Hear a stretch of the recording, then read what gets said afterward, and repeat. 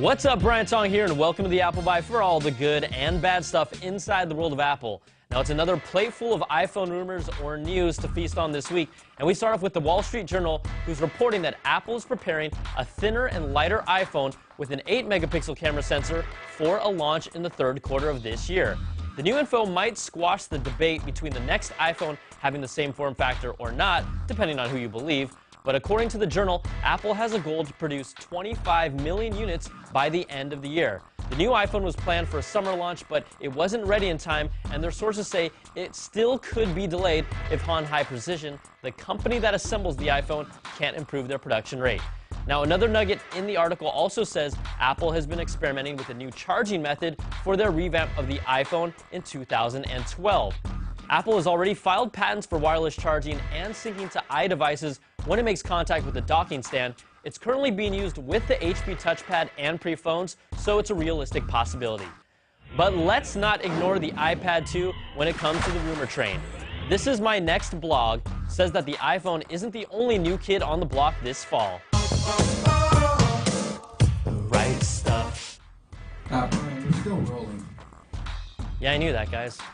All right, a new member of the iPad family called the iPad HD will sport a double-resolution screen aimed at the pro market for video and photo production.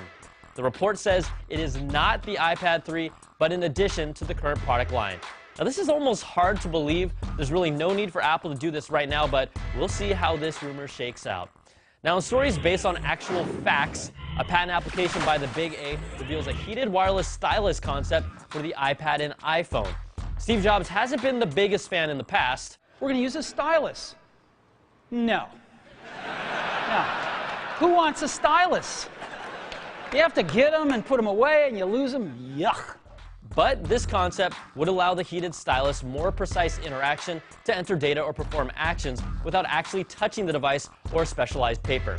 All right, let's take a quick break with a how-to for controlling your PC with what else? The iPad.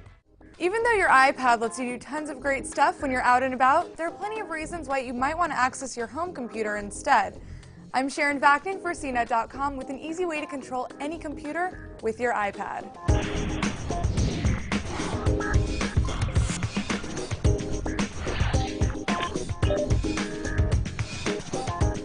First of all, if your mom is always asking you for tech support, it might just be easier to take control of her computer instead.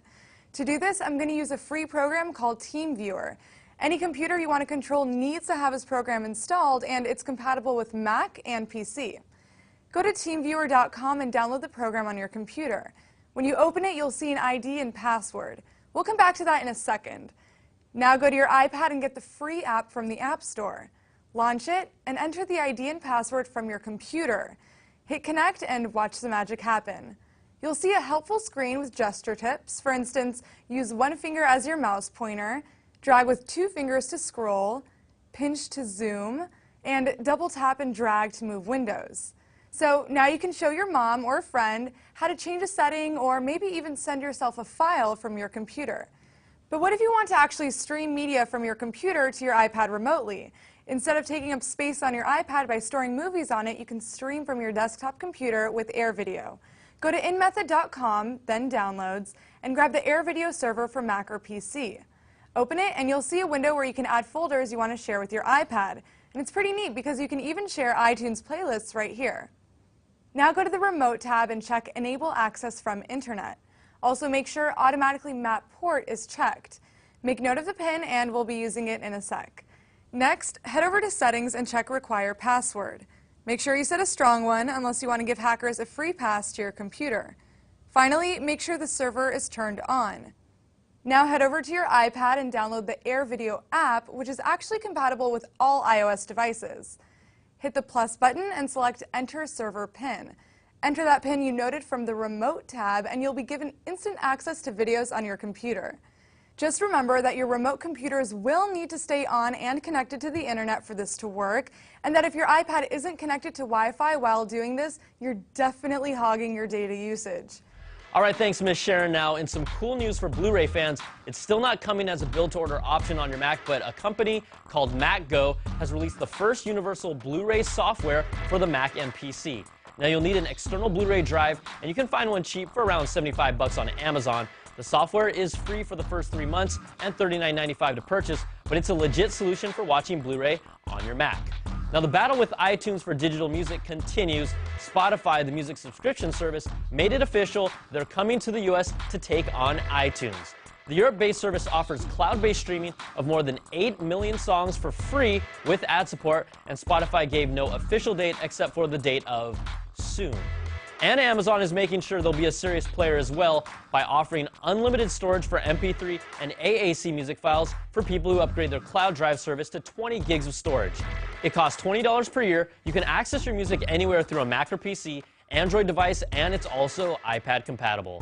All right, let's check out some quick bites. Jailbreaking fans, the jailbreakme.com 3.0 browser-based jailbreak is available for iOS 4.3.3 users, and it also works on the iPad too. Apple is already working on patching that hole, so you guys better get on this while you can. And Skype 5.2 for the Mac is out, and you can upgrade to a premium account. That's about $50 for the group video chat feature. It also allows you to share screen and documents to multiple people. Now, unfortunately, the standalone app doesn't appear to be compatible with the recent Facebook Skype announcement, and only the Windows version supports it at the moment. And in kick-ass gadgets that we have to have, check out this aluminum keyboard case for the iPad 2 from our good friends at MIC Gadget. They're also the creators of the Steve Jobs statue. It's $50 and the slickest keyboard case we've seen so far, so you want to check it out. And finally, we leave you with the story of a 15-year-old boy named Edward Saakashvili, son of the Georgian president. But get this, he set the Guinness World Record for fastest typing on the iPad. He typed out the alphabet using the software keyboard in just 5.26 seconds and beat the previous record holder by over a second. But who really cares about that kid? I was breaking world records of my own last weekend.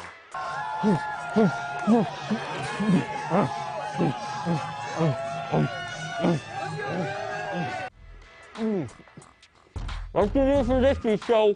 Make sure you send us your emails at theappleby@cnet.com. I'm Brian Tong, and we'll catch you next week.